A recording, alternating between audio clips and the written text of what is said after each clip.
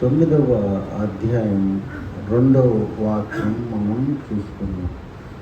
చీకట్లో నడుచు జనులు గొప్ప వెలుగును చూస్తున్నారు. మరణ ఛాయ గల దేశ నివాసుల మీద వెలుగు ప్రకాశించును. ఇదే ప్రవచనాన్ని మనం లూకా సువార్తలో జకర్యా ద్వారా యాజకుడైన జకర్యా పరిశుద్ధాత్మ పూర్ణుడై మనకి 79వ వాక్యం 1వ అధ్యాయం లూకా సువార్త 1వ అధ్యాయం 79వ వాక్యం చివరి భాగంలో చీకట్లోనూ మరణ ఛాయలోనూ కూర్చుండు వారికి వెలిగిచ్చుటకై ఆ మహావాత్సల్యమును బట్టి పైనుండి ఆయన మనకి అరుణోదయ దర్శనంను అనుగ్రహించను. ప్రార్థన. పరిశుద్ధుడైన దేవా, కృపగలిగిన ప్రభువా, నీ ఘనమైన గొప్ప నామాన్ని బట్టి నీకు స్తుతులు చెల్లిస్తున్నాం ప్రభువా. నీ నామాన్ని మేము జ్ఞాపకం చేసుకోవటానికి, ధ్యానం చేసుకోవటానికి ఈ క్రిస్మస్ సమయంలో మీరు ఇచ్చిన మంచి తరుణాన్ని బట్టి మీకు స్తుతులు చెల్లిస్తున్నాం. వచ్చిన ప్రతి ఒక్కరిని దీవించండి, ఆశీర్వదించండి. వాక్యం వివరించిన నన్ను ప్రభా నీ పరిశుద్ధ రక్తంతో కడిగి నన్ను పరిశుద్ధపరచండి దేవా. ప్రభా నైనా నా నోటిని ముట్టి ప్రభా మీరే మాట్లాడమని మీకే మహిమ ఘనత స్తుతులు చెల్లిస్తూ యేసుక్రీస్తు నామమున ప్రార్థిస్తున్నాం తండ్రి. ఇక్కడ 2 వాక్య భాగాల్లో యెషయా గ్రంథం 9వ అధ్యాయం 2వ వాక్యంలో చీకట్లో నడుచు జనులు గొప్ప వెలుగును చూస్తున్నారు. మరణ ఛాయ గల దేశ నివాసుల మీద వెలుగు ప్రకాశించు. చీకట్లో యేసుప్రభు వచ్చే సమయానికి ఆయన వెలుగుగా వచ్చాడు. యోహాను సువార్త 1వ అధ్యాయం వెలుగుగా చీకట్లోకి వచ్చాడు. కానీ చీకటి దాన్ని గ్రహించకుండా ఉంది అని అక్కడ రాయబడి ఉంది. అయితే దేవుని కృపను బట్టి అనేకులు యేసుక్రీస్తు ద్వారా ఆ వెలుగు ఆయన చనిపోయిన తర్వాత మరీ ప్రజ్వలించి ఆయన శిష్యుల ద్వారా ప్రపంచమంతా కూడా వెలుగు వ్యాపించి మనల్ని చీకట్లో ఉన్న మనల్ని కూడా వెలుగులోకి తీసుకొచ్చి మనం కూడా భారతదేశం చీకటి ఖండం, ఆఫ్రికాని చీకటి ఖండం అంటారు. ఎందుకంటే అక్కడ యేసు ప్రభు గూర్చిన సువార్త లేదు. ఎక్కడైతే యేసు ప్రభుని గూర్చిన సువార్త ఉండదో దాన్ని చీకటి దేశం, చీకటి ఖండం అంటారు. మన దేశం కూడా ఒకప్పుడు చీకటి దేశం. అయితే దేవుడు తన శిష్యుడైన తోమాను పంపించి ఇక్కడ కూడా వెలుగుని తీసుకొచ్చాడు. చీకటి అంటే మనం మత్తయి సువార్త 25వ అధ్యాయం 30వ వాక్యం మనం చూసినట్లయితే మత్తయి సువార్త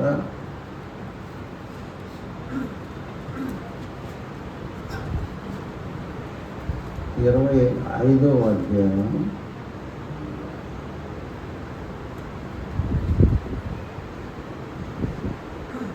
30వ వాక్యం.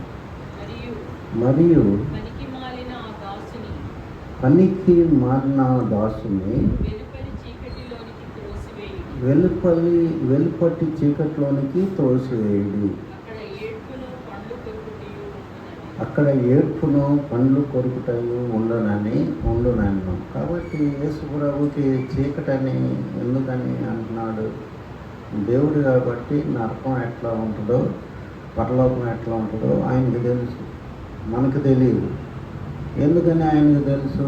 ఆయనే సృష్టించాడు కాబట్టి పరలోకాన్ని, నరకాన్ని, అన్నిటినీ, భూమిని, తర్వాత ప్రపంచాలన్నీ కూడా ఆయన వలన నిర్మించబడి ఉన్నదని హెబ్రీ 1:2 రాయబడి ఉంది. అట్లాగే కలిగి ఉన్నది ఏది ఆయన ద్వారా ఆయన కోసమే కలిగింది అని కొలస్సీ 1:16 కూడా మనం చూస్తాం అన్నమాట. కాబట్టి ఆయన ఏమంటున్నాడు ఇక్కడ, పనికి మాలిన దాసుని వెలుపటి చీకటిలోనికి త్రోసివేయడి, అక్కడ ఏడుపును పండ్లు కొరుకుతాయి ఉండునన్ను. చాలామంది భక్తులు ఏం చెప్తారంటే నరకం అంటే అగ్నిగా మండుతూ ఉండదంట.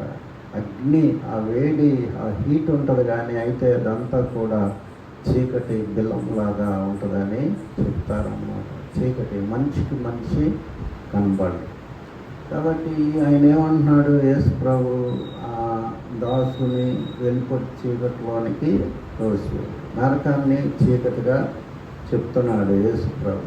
మరి అది రియల్గా ఎట్లా ఉంటుందో మనకి తెలియదు. నరకాన్ని గురించి చాలామంది చాలా రకాలుగా చెప్తూ ఉంటారు. కొంతమంది ఏం చెప్తారు, భయంకరమైన దుర్వాసన అక్కడ ఉంటుందని చెప్తారు. కొంతమంది చీకటి అంటారు. కొంతమంది అగ్ని సంబంధమైన నదులు ఉంటాయి అంటారు. కాబట్టి అది ఖచ్చితంగా ఏంటనేది మనకి తెలియదు. కానీ యేసు ప్రభు ఏం చెప్తున్నాడంటే దాన్ని చీకటిగా వర్ణిస్తున్నాడు, నరకాన్ని. కాబట్టి చీకట్లో ఉన్న జనులు గొప్ప వెలుగుని చూచిరి. అంటే ఏంటి, నరకంలో ఉన్న వాళ్ళు మీద, నరకానికి పాత్రులైన వారి మీద వెలుగు అనేది వచ్చిందన్నమాట. అందుకనే మనమంతా కూడా తప్పించబడ్డాం. ఎందుకు తప్పించబడ్డాం అంటే యేసు ప్రభు భూమి మీద రాకపోతే ఆ తోమాని పంపేవాడు కాదు భారతదేశంలో. ఇక క్రిస్టియానిటీ అనేది ఉండేది కాదు. క్రీస్తుని గూర్చిన సువార్త అనేది భారతదేశంలో ఉండేది కాదు. చీకట్లో నడుచు జనులు గొప్ప వెలుగును చూస్తున్నాం. ఇక్కడ గొప్ప వెలుగు అనే పదాన్ని మనం చూస్తాం. అదే విధంగా పేతురు పత్రిక 2:9 వారు చదవండి. పేతురు పత్రిక, మొదటి పేతురు పత్రిక 2:9 అయితే మీరు చీకటిలో నుండి ఆశ్చర్యకరమైన తన వెలుగులోనికి మిమ్మల్ని పిలిచిన వాణ్ణి గుణాతిశయములను ప్రచురము చేయ నిమిత్తము ఏర్పరచబడిన వంశమును, రాజులైన యాజక సమూహమును, పరిశుద్ధ జనమును,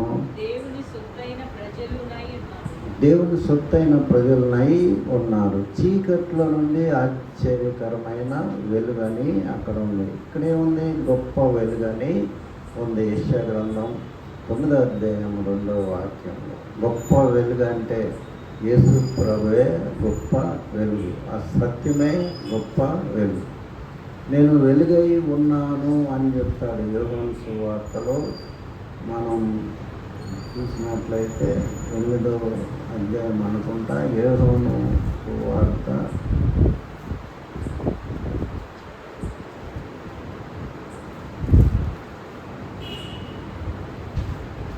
8:12 మరలా యేసు నేను లోకమునకు వెలుగును, నన్ను వెంబడించువాడు చీకట్లో నడువక జీవపు వెలుగు కలిగి ఉండునని వారితో చెప్పాను అని. ఏ విధంగా ఇక్కడ వ్రాయబడిందంటే జీవపు వెలుగని తను తాను ప్రకటించుకుంటున్నాడు యేసు ప్రభు. జీవపు వెలుగు, గొప్ప వెలుగు, ఆశ్చర్యకరమైన వెలుగు, జీవపు వెలుగు.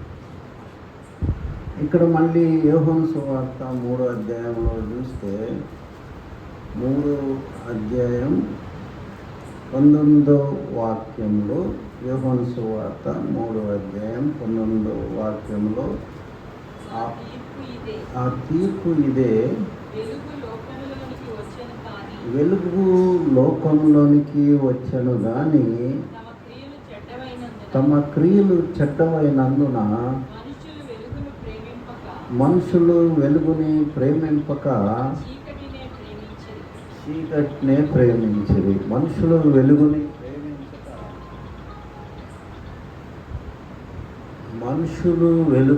ప్రేమించక చీకటినే ప్రేమించరు.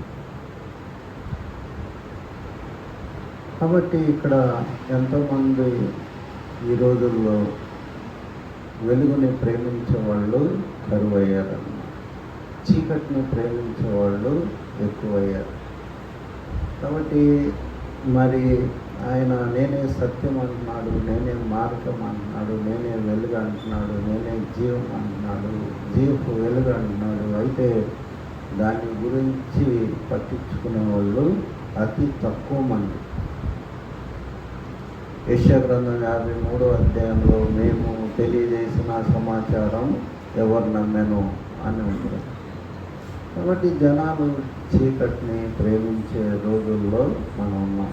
మారు మనసు పొందేవాళ్ళు కూడా చాలా తక్కువగా ఉన్నారు. పర్సంటేజ్ మనం చూసినట్లయితే ఇదివరకు మేము జోషువా డానియల్ గారి చర్చికి వెళ్ళేటప్పుడు చాలామంది రక్షణ సాక్ష్యాలు ఇచ్చేవారు. ఇప్పుడు చాలా తక్కువగా రక్షణ సాక్ష్యాలు మనం వింటున్నాం.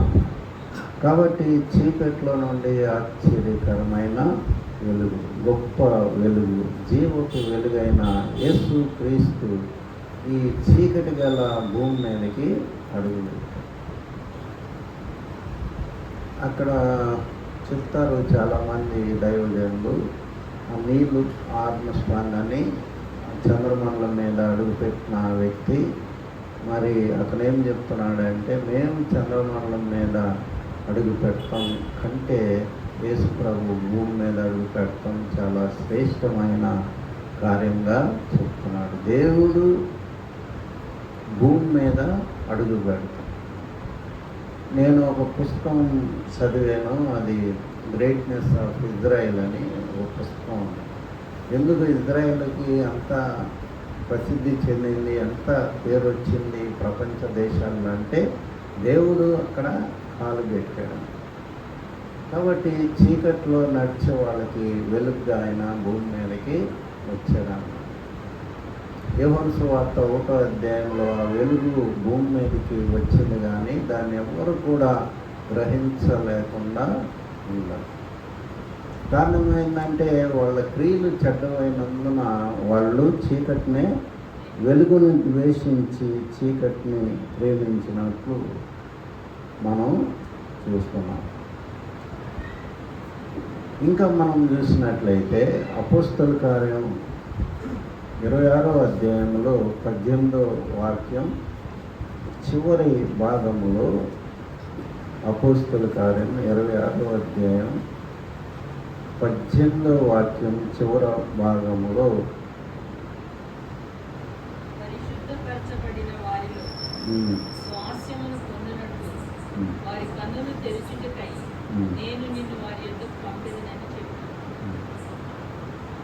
చీకట్లో నుండి వెలుగులోని, వారు చీకట్లో నుండి వెలుగులోనికి, సాతాను అధికారం నుండి దేవుని వైపునకు తిరిగి నా యందలి విశ్వాసం చేత పాపక్షమాపణను పరిశుద్ధపరచబడిన వారిలో స్వాస్థ్యమును పొందినట్లు వారి కన్నులు తెరచుటకై నేను నిన్ను వారి యొద్దకు పంపెదనని చెప్పాను. కాబట్టి పౌల్ని దేవుడు ఏ విధంగా ఇక్కడ వాగ్దానం ఉందో ఆ విధంగానే వాడుకున్నాడు.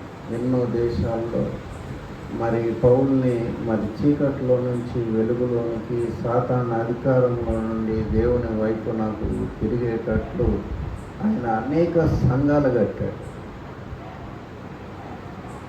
కాబట్టి చీకటి అనేది భూమి మీద ఉంది. యేసు ప్రభు ఆ చెడ్డ దాసుల్ని అతన్ని చీకట్లో వెలుపట్టి చీకట్లోనికి పడవేయడి, అక్కడ ఏడుపును పండ్లు కొరుకుతాను ఉన్నాడు. కాబట్టి ఈ రోజుల్లో ఎవరు ఈ చీకటిని వెలుగుని ఎవరు గ్రహించలేని స్థితిలో ఉన్నారు. కారణం ఏంటంటే ఈ యుగ సంబంధమైన దేవత అవిశ్వాసులైన వారి మనోనేత్రములకు గుడ్డితనము కలుగు. క్రీస్తు సువార్త ప్రకాశము అంటే ఏంటి? క్రీస్తు సువార్త ప్రకాశం 2 కొరింథీ 4:4 చదవండి. కొరింథీయులకు రాసిన 2వ పత్రిక 4:4 దేవుని స్వరూపి అయ్యున్న క్రీస్తు మహిమను కనపరచు సువార్త ప్రకాశము వారికి ప్రకాశింపకుండు నిమిత్తము ఈ యుగ సంబంధమైన దేవత అవిశ్వాసులైన వారి మనోనేత్రములకు గుడ్డితనము కలుగజేసింది. కాబట్టి ఆ మహిమ ప్రకాశం, క్రీస్తు మహిమ ప్రకాశము వాళ్ళ మీద ప్రకాశింపకున్నట్లు చీకట్లోనే మనుషుల్ని పెడుతున్నట్లు మనం అర్థం చేసుకోవాలి. కాబట్టి ప్రభువు చీకట్లో నుంచి వెలుగులోనికి మనం తీసుకురావటానికి ఆయన వచ్చాడు.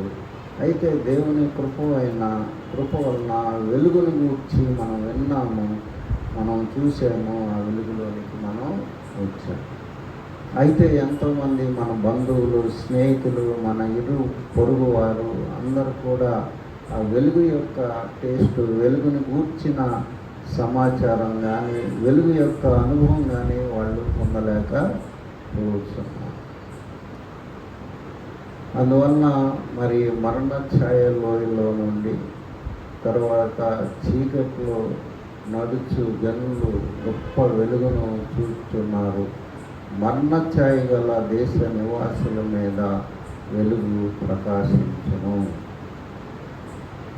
దేవుడు భూమి మీద వెలుగు తీసుకొచ్చి తన కార్యక్రమం ఎక్కువగా, నాకు తెలిసి ఎక్కువ భాగం ఆయన పూర్తి చేసుకున్నాడు. వెలుగుని భూమి మీద తీసుకొచ్చి అనేక మందిని తనకు శిష్యులుగా చేసుకొని అనేక మందికి సువార్త ప్రకాశము వాళ్ళకి ప్రకాశింపజేసి అనేక మందిని రక్షించారు.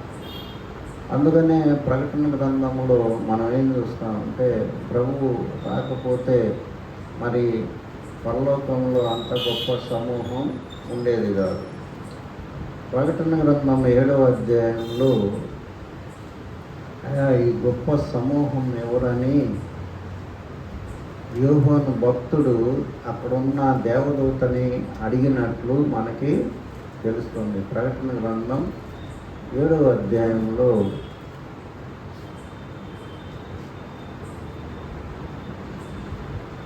13వ వాక్యం. పెద్దల్లో ఒకడు తెల్లని వస్త్రములు ధరించుకొని ఉన్న వీరెవరు, ఎక్కడి నుండి వచ్చిరని నన్ను అడిగాను. అందుకు నేను, అయ్యా నీకే తెలియననగా అతడు ఇలాగ నాతో చెప్పాను, వీరు మహాశ్రమల నుండి వచ్చిన వారు, గొర్రె పిల్ల రక్తములో తమ వస్త్రములను ఉతుక్కొని వాటిని తెలుపు చేసుకుంది. కాబట్టి ఈ యొక్క చీకట్లో నడుచు జనులు గొప్ప వెలుగుని చూస్తున్నారంటే చివరికి ప్రకటన గ్రంథంలో మనం ఏం చూస్తున్నామంటే అయ్యా గొప్ప జనసమూహం ఎవరు అని, తెల్లని వస్త్రములు ధరించుకొని ఉన్న వీరెవరు, ఎక్కడి నుండి వచ్చిరని యోహాను భక్తుడు దేవదూతని అడిగినట్లు మనం చూస్తాము. యేసుప్రభువే కనుక భూమి మీదకి రాకపోతే వీళ్ళందరూ ఉండరు పరలోకంలో. ఆ దూత ఏమని సమాధానం చెప్తున్నాడు, వీళ్ళందరూ కూడా గొర్రెపిల్ల రక్తంలో తమ వస్త్రములు ఉతుక్కొని తెలుపు చేసుకున్నారు. కాబట్టి యేసు ప్రభు గొర్రెపిల్లగా, వెలుగ్గా, మరి జీవపు వెలుగ్గా, మరి గొప్ప వెలుగ్గా, ఆశ్చర్యకరమైన వెలుగ్గా భూమి మీదకి వచ్చి మనందరి జీవితాలని వెలుగుమయం చేశాడన్న. కాస్త మరి నిరీక్షణ కలిగి ఉన్నామంటే మనం కారణం ఏంటంటే ఆయన వెలుగ్గా రాబట్టే మనం నిరీక్షణ కలిగి ఉన్నామన్న. లేకపోతే భూమి మీద నిరీక్షణ అనేదే లేదండి. అందువలన ఆయన మరి చీకట్లో నడుచు జనులు గొప్ప వెలుగును చూచున్నారు. మరణఛాయ గల దేశ నివాసుల మీద వెలుగు ప్రకాశించును. అదే మాట మళ్ళీ మనం జకర్య ద్వారా లూకాసు వార్త 1వ అధ్యాయంలో చివరి వాక్యాల్లో చీకట్లోను మరణఛాయలోను కూర్చుండు వారికి వెలుగిచ్చుటకై ఆ మహావాత్సల్యమును బట్టి పైనుండి ఆయన మనకు అరుణోదయ దర్శనమును అనుగ్రహించను. కాబట్టి ప్రభు రాకపోతే మన జీవితాలు ఏమయ్యాయి అని మనం ప్రశ్నించుకుంటే యేసు ప్రభువుని గూర్చిన విలువ మనకి అర్థమవుతుంది. మనకి ఎప్పుడు కూడా ఒక వాక్యం చదువుతాను. కీర్తనల గ్రంథం 49వ అధ్యాయం 9వ వాక్యంలో, కీర్తనల గ్రంథం 49వ అధ్యాయం 9వ వాక్యం, వారి ప్రాణ విమోచన ధనము బహు గొప్పది, అది ఎన్నటికీ తీరకుండా ఉండాల్సిందే. కాబట్టి భక్తులు పాట పాడతారు, ఏమిచ్చి నీ రుణం మేము తీర్చుకోవాలి, వేలాది పొట్టేళ్ళున్నా లేకపోతే తైలాన్నా మరి అని మనం పాట పాడుకుంటాం. ఎన్ని ఇచ్చినా కానీ ఆయన రుణం తీరదన్నమాట. ఆ విలువ మనకి ఇప్పుడు తెలియదు. మనం ఏదో పాటలు పాడుకుంటున్నాం, బైబిల్ చదువుకుంటున్నాం, కానీ పరలోకంలో ప్రభువుని చూసినప్పుడు ఆ విలువ మనకి తెలుస్తుంది అన్నమాట. కాబట్టి ప్రభు మన కోసం, నీ కోసం, నా కోసం ఆయన వెలుగ్గా చీకట్లో ఉన్నవాడు. మరి మన ముత్తాతలు వాళ్ళ తండ్రులు వాళ్ళంతా ఎక్కడికి వెళ్ళారో మనకు తెలియదు, కానీ వాళ్ళందరూ కూడా విగ్రహారాధికులుగా చెప్పడు.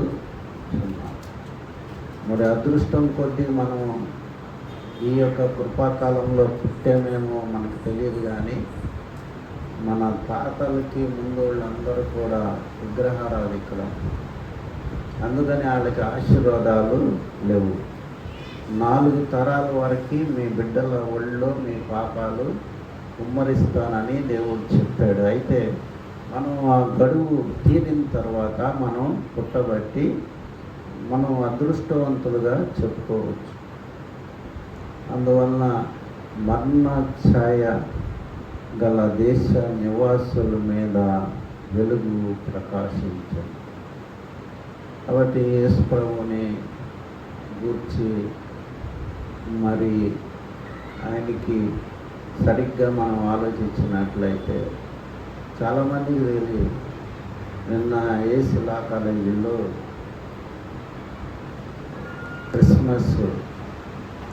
సెమీ క్రిస్మస్కి వెళ్తే క్యాండిల్స్ పట్టుకొని జనాలు పాటలు పాడుతున్నారు. నేను మనసులో అనుకున్నా, వీళ్ళకి వెలుగు ఉందా లేదా? ఎందుకంటే వాళ్ళు చేసే పనులన్నీ మనకు తెలుసు కాబట్టి. మరి వెలుగైన యేసు క్రీస్తుని వాళ్ళు తృణీకరించారు కాబట్టి యెషయా గ్రంథం 53వ అధ్యాయంలో క్లియర్గా ఉందన్నమాట. ఆయన తృణీకరింపబడిన వాడిను, మనుషుల చేత విసర్జింపబడిన వాడిను. కాబట్టి మనం మరి భక్తి వేషం వేసుకొని వెలుగైన దేవుడిని మనం క్యాండిల్స్ ద్వారా చూపెట్టలేము, కానీ మన జీవితాల ద్వారా, మన యొక్క భక్తి ద్వారా, మన యొక్క భయం ద్వారా, మన యొక్క నడవడి ద్వారా, మన యొక్క మాదిరి ద్వారా మాత్రమే ఆ వెలుగైన యేసు క్రీస్తుని మనం ఇతరులకి చూపగలం. యేసు ప్రభుని మరి యథార్థమైన విశ్వాసులు రోజు రోజుకి తగ్గిపోతున్నారు. నేను చెప్తున్నారు యెషయా గ్రంథంలో మరి మంచి వాళ్ళంతా కొనిపోబడుతున్నారని ఉంటుందన్నమాట. నీతిమంతులు కొనిపోబడుతున్నారు అని ఉంటుంది. యెషయా గ్రంథం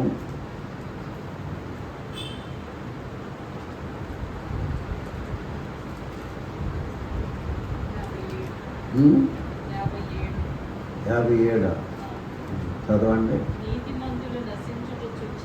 నీతిమంతులు నశించుట చూచి ఎవరినూ దాన్ని మనసున పెట్టరు. భక్తులైన వారు తీసుకొని పోబడుచున్నారు. కీడు చూడకుండా నీతిమంతులు కొనిపోబడుచున్నారని ఎవరికి తోచదు. అంటే ఏంటి? ఎవరు గమనిస్తల్లా. ఒకళ్ళ తర్వాత ఒకళ్ళు మంచి మంచి భక్తులు, మరి దేవునికి భయభక్తులతో జీవించేవాళ్ళు, సంఘ నాయకులు, సంఘ పెద్దలు, యేసుప్రభుకి నమ్మకంగా ఉండి పరిచర్య చేసేవాళ్ళు అంతా కూడా ఒకళ్ళ తర్వాత ఒకళ్ళు వెళ్ళిపోతున్నారు. ఇక్కడ చివరికి ఏం మిగులుద్ది? భూమి మీద చీకటే మిగులుద్ది అన్నమాట. మనం లూకాసు వార్త 18వ అధ్యాయం, ఈ వాక్యాన్ని ఎప్పుడు కూడా నేను జ్ఞాపకం చేసుకుంటూ ఉంటాను. లూకాసు వార్త 18 అధ్యాయము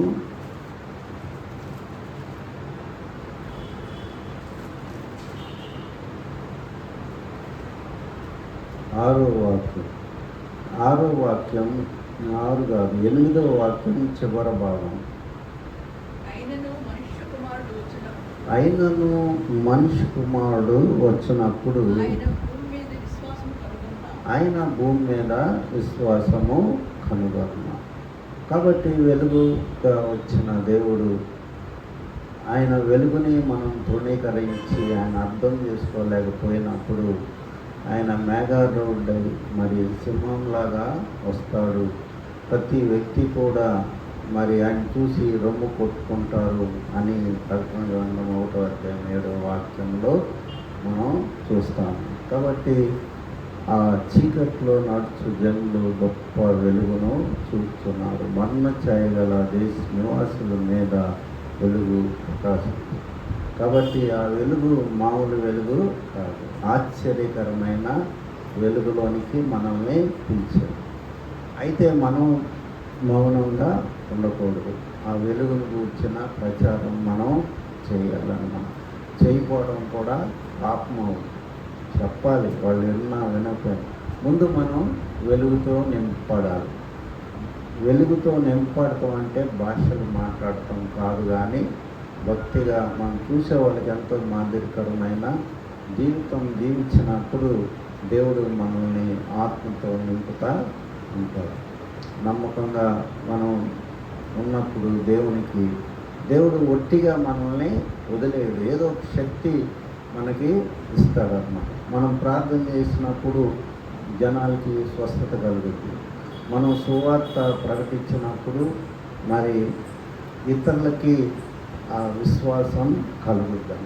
కాబట్టి మనకి కష్టమైన రోజుల్లో మనం ఉన్నాం, కానీ చాలా సాధన, చాలా డిసిప్లిన్, దేవునితో మనం ఎక్కువగా సమయం గడపడం ఇవన్నీ మనం చేయందే ఆత్మల్ని గెలవలేము.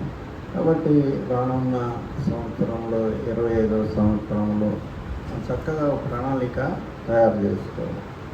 నెలలో కనీసం కొంతమందినైనా మరి 2 కావచ్చు, 3 కావచ్చు, 4 కావచ్చు, వాళ్ళ దగ్గరికి వెళ్ళి మనం యేసు ప్రభు గురించి చెప్పాలి. ఈలోపు మనం ఎక్కువ దేవుని వాక్యంతో నింపబడాలి. ప్రార్థనలో ఎక్కువ సమయం గడుపుతూ ఉన్నప్పుడు దేవుడు మనకి ఆత్మల్ని ఇచ్చే దేవుడై ఉన్నాడు. పేతురుని ఏమంటాడు, మీరు మనుషులు పట్టు జాలరులుగా నేను చేస్తాను. కాబట్టి మనం ప్రణాళిక మరి 24వ సంవత్సరం అంతా కూడా మనం ఒక ఫెయిల్యూర్ ఇయర్గా మనం చెప్పుకోవచ్చు. భక్తి పనులు అని గొప్పలు చెప్పుకోవటం కంటే మనం ఉన్న వాస్తవాన్ని ప్రభు దగ్గర పెట్టుకుంటే ప్రభు ఆ శక్తిని ఎవరో ఒక భక్తుడు మరి పోలాండ్ లేదా జాన్ నాక్స్ ఎవరు భక్తుడు ఒక దేశాన్ని నాకు ఇవ్వకపోతే నా ప్రాణాన్ని తీసుకో అని ప్రార్థన చేశాడు. మనం అంత స్థాయిలో లేం, కానీ కనీసం కొద్ది మందినైనా మనం ప్రభువు దగ్గరికి నడిపించాలి. రక్షణ ఇచ్చేది మనం కాదు. మంచి మంచి సేవకులు వచ్చినప్పుడు, మీటింగ్స్ జరిగినప్పుడు ప్రత్యేకమైన శ్రద్ధ తీసుకొని ఫోన్లు చేసి వాళ్ళు ఇక్కడికి వచ్చినప్పుడు వాళ్ళు కొంతమంది అయినా కానీ యేసు ప్రభువుని తెలుసుకొని మేలు పొందుతారు. ప్రార్థన చేసుకున్నాం.